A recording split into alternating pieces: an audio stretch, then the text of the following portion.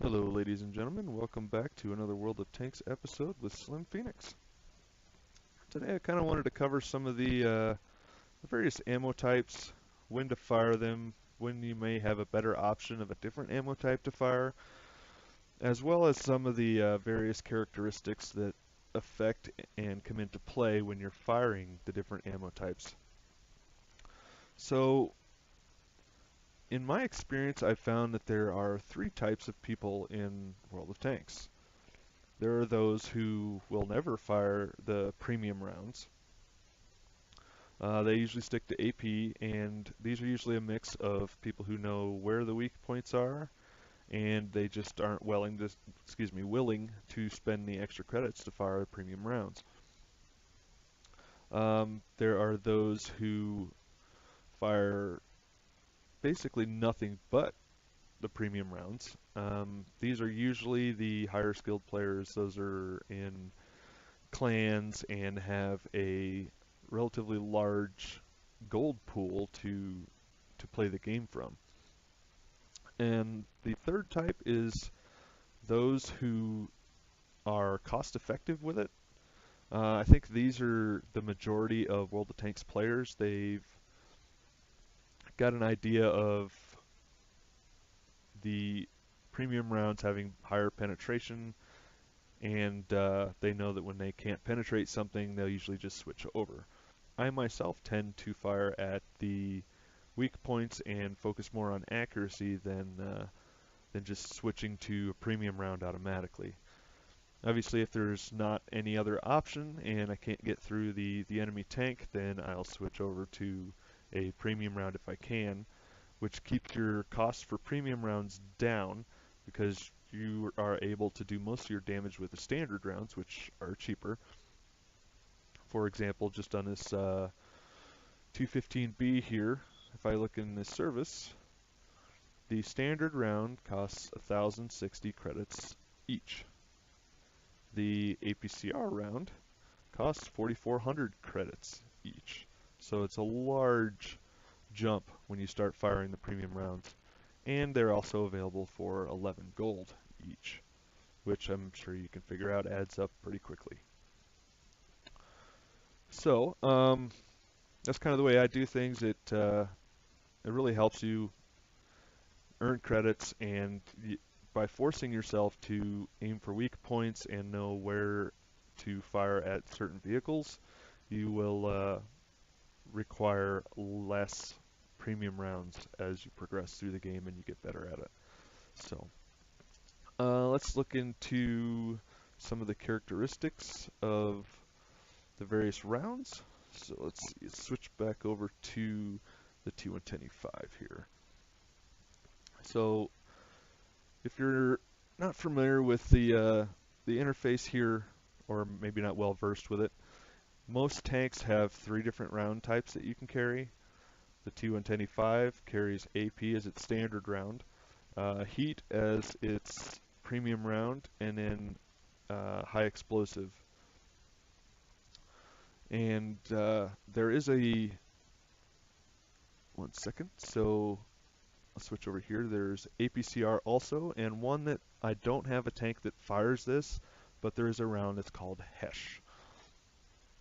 Some of the attributes of these various round types are the speed at which the velocity at which the round travels, whether there's splash damage involved, whether they can go through an obstacle and still try to penetrate the target behind it, whether they slow down over distance, whether they normalize, and their ricochet angle, as well as the ability to overmatch.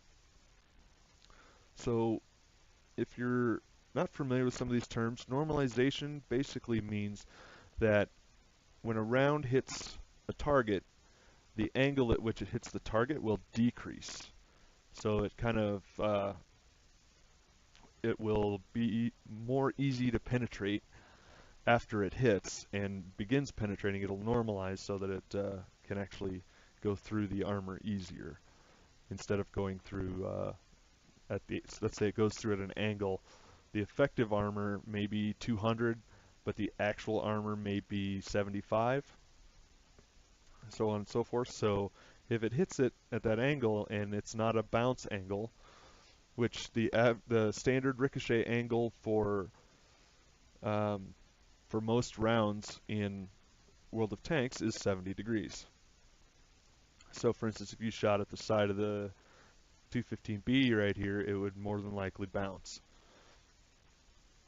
Unless you're obviously firing a high caliber, which brings overmatch into the equation. So what overmatch is if you're firing at a tank and the caliber of your gun is 3 times the armor that you're shooting at, it will automatically penetrate. And there was a debate here recently. I think Wargaming was debating on changing these attributes, and it ended up making the armor values extremely overpowered, and it just became ridiculous. So they decided to go against that, and they didn't change it. So there are shells that are affected by distance. Some shells will slow down as the further they go, just like your normal rounds will. Some shells won't, and these are just attributes as far as the game goes. In the real world, obviously they would slow down, but the game has to change it up and provide different round types and attributes in order to keep things dynamic and a little more interesting. Okay, so let's cover some of the specific rounds, and I'll cover the attributes that are associated with them. So let's start off with standard round. AP, armor penetrating rounds, we'll consider them flying at an average speed. So they fly at an average speed, they normalize, they can overmatch. Let me actually show you real quick the overmatch, what that means as an example. So the Object 140 here, you can see in my tank viewer, and you can see that it's green up here. By the indicator, that's between 0 and we'll say 65. So if we hover over it, you can see the armor is 30 millimeters thick. So there's an extremely thin spot up there on top of the turret. Everything else, unless you can manage to get this piece right here, is pretty thick. So a lot of experienced tankers will try to overmatch this. Let's say you're firing a 120 millimeter gun. You would be able, if you hit it on top of the turret here, no matter what the angle, it would automatically penetrate. Because the armor thickness is only 30 millimeters. So if you were firing a 90 millimeter gun, you would still be able to penetrate this. But if you were firing an 89 millimeter, then the overmatch would not come into play, and it would more than likely be an auto bounce angle. So if you're firing a low caliber gun, overmatching is probably not going to work out for you in any case. But if you're firing we'll call it 90 millimeter and up, you have a good chance of being able to use overmatch. And not only that, but it also helps to know where the weak points are and where this thin armor, like on this 140, is on the tanks that you're shooting at. So let's see, the AP rounds do slow down over distance. They don't have any explosives, so they won't detonate if you go through a fence. So you can fire at targets through fences and walls and things like that. Obviously a wall is going to slow it down more than a fence is, but so that's something you have to consider. The ricochet angle for AP rounds is 70 degrees. So this is the one that most people will use unless they need to switch. And there's also APCR. So APCR stands for Armor Piercing Composite Rigid. So this is faster than the AP round. It does normalize. I don't believe it normalizes as much as the AP round does, but it does normalize, and it can also overmatch just like the AP shell can. Slows down over distance, but obviously since it's a higher velocity, it'll still reach the target at a faster speed than an AP round will. No explosives again, and a 70-degree auto bounce angle. So then we have high explosive, and the HESH round that I mentioned earlier I'll also lump into this category. In the real world, HESH works differently. I won't go into the details. Basically, it has explosives on the tip, but so it HE and HESH. So high explosive, if we look at the gun stats on this tank, we've got 3 stats because we've got 3 ammo types in it.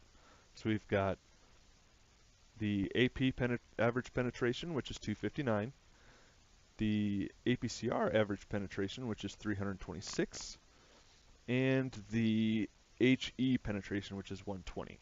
Now you'll also notice right below that the average damage for the AP and the APCR is the same. For high explosive, it is higher. This is usually the case. So the APCR will have a higher penetration value, and you'll be able to get through more heavily armored targets than you will with AP. So the HE and HESH, they are an explosive round. So what Wargaming has done with these explosive rounds is they do not normalize, obviously, because as soon as they hit anything, they are going to detonate. So you can't shoot at targets through walls, and you can't even shoot through a fence. And as soon as you experience this in-game, you will be very frustrated because you wasted the time to load the round, you fired, and it didn't even hit the target because there was a fence post in your way. So little stuff like that. Obviously, these do detonate, but they don't slow down over distance. They don't have a ricochet angle because as soon as they hit anything, they're going to detonate. But they are slower than the AP and APCR rounds. Let's see. The fourth type is heat. So heat stands for high explosive anti-tank. So what does this mean for you?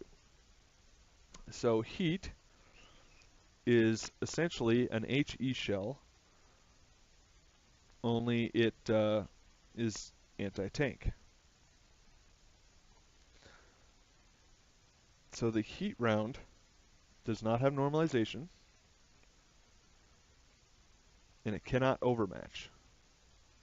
The best way to think of this is as an HE round, because it is high explosive anti-tank. The high explosive part means that it doesn't normalize. You cannot overmatch with it, but it is not affected by distance, and it has a higher ricochet angle. So AP and APCR will ricochet at 70-degree angle. So if we shoot this guy up here, AP and APCR will ricochet at 70 degrees. Heat has a 85-degree ricochet angle, so you can shoot at steeper surfaces and it'll still penetrate instead of bouncing. The other thing is, because it is an HE shell, it will be a slower velocity. Another difference between the heat and the HE or HESH shell is that it doesn't detonate like an HE shell will. If heat hits a target, and we'll say it detonates as soon as it hits it, but it doesn't do any splash damage, so you won't affect any of the targets next to it or anything like that. So what do these attributes mean for the average tanker? So let's say we're firing at the T110E5 here, and you have a front-on view. Actually, let me pull that quick.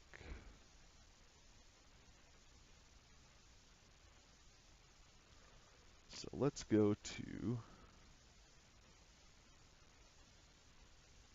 the T110E5. Where you at? There we go. So if you go to the 3D model, you can see that it's not necessarily that high, 254 everywhere. Say you were head to head with this, you've got 200, you need at least 230 to get down through the center here. If you fire over to this side, it goes down all the way to 175. Same on this side. Nope. And so the upper plate here is really thick. You're going to have a heck of a time getting through that. And so it's really kind of hard to find really thick armor on, or thin armor on this. So if you look on top, this is 50 millimeters of armor. So if you've got a 150 millimeter gun or bigger, you can overmatch this. So at this angle, what I would typically do is fire AP, depending on the tank you're firing with, of course, at the side here. And it helps to know where these weaker points are, because if you hit it right here in the center, you got to have at least 200 millimeters. And if you hit it in the top plate, well, good luck. Not only are you dealing with penetration values, you're also dealing with angle values, because, as you can tell, it has a pretty good angle on it. But if you look to the side here, you've got 44 millimeters of armor on the side of this tank. Now obviously if you hit the tracks, it automatically jumps. So you've got 44 millimeters of armor, and you can think of the tracks basically as spaced armor. So spaced armor is essentially a layer of armor with a gap and then the next layer of armor. So what this does is your round will hit it and it may penetrate, but it'll also deform and destroy the round, at least some. So by the time it hits the inner layer of armor, it doesn't have enough penetration left to go through. So if we remember what I told you guys about the different ammo types, if we fire, say he's angled this way, if we try to hit him here, we're not going to get anything under 200 millimeters really. But if we can get a piece of this side armor, so if you notice down on the bottom there it says 53 degrees is the angle that we're hitting him at right now. That's the armor that our round will hit the armor underneath behind the tracks. So we've got 44 millimeters of side armor. So you think of the track as spaced armor. So let's say we hit it right here. So we would need at least 75 millimeters of armor to get through the track, which is 20 millimeters, and then an additional 44 to get through the actual armor underneath it. So APCR and AP would be best for this purpose because neither one of them detonate on contact. So you would be able to go through and carry through the spaced armor effectively. Now, let's say we had a tank that we couldn't get through the side armor. Say it's got 100 millimeters of side armor and we've only got 100 millimeters of pen. Odds are that you're going to fire at this and maybe pen 1 out of 3. So instead, you'd opt for the high explosive option. Again, we're not going to want to fire through the track. What I would recommend is, unless you're accurate enough to make sure you miss the track and hit it here in the side, which is a good option, but if you're not willing to take the risk, you can fire on the side of the tank. So even though it's got 244 millimeters of penetration, with a high explosive round or a HESH round, you have a possibility of damaging modules and crew members. And it doesn't have to penetrate in order to do damage. Obviously, depending on the armor thickness, as well as whether this tank has equipment on it, such as a spall liner, it may do very little damage, or it may do a decent amount of damage. Obviously, if it doesn't penetrate, it's not going to do as much as your AP or APCR round. So it's just something to consider. If you're firing at the front here like this, and let's say that he is hauled down, so the lower part of his tank here is covered. If you can switch to a heat round, that is your best bet for frontal and rear engagements. Now the thing to remember is the mantlet is spaced armor. So you'll notice the SP next to the first 203 here. So it's got 203 millimeters of spaced armor, followed by an additional 203 millimeters of armor. So mantlets are usually a bad idea for heat rounds because they are an explosive round. So by the time they get through the first layer, the second layer, it usually doesn't have enough to carry it through. So let's say we got this T-110E5 from the front. You can hit the cupola here, and if you've got over 259 millimeters of armor, which if you remember from the garage, the heat round has 340. So if you manage to hit the front of the cupola here, even a little bit to the sides, either way, with a heat round, you would be able to penetrate the tank. So even if he's hauled down, you'd have a hard time with this because of the angles on it. But up here, so this is usually your best bet with a haul down T-110E5. Mind you, the T-110E5s are hard to deal with in the first place. So that's basically how the various attributes work.